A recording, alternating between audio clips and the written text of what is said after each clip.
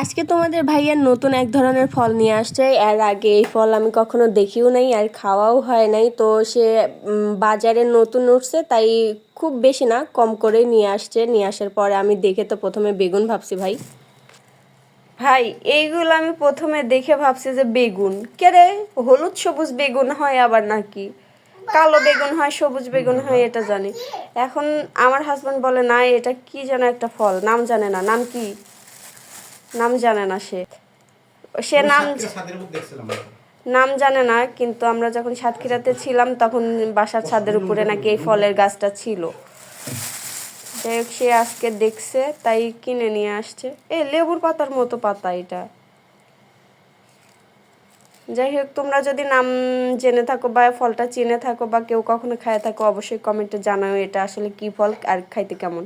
এখন আমরা খাই নাই, রিভিউ দেবো পরে, খাওয়ার পরে।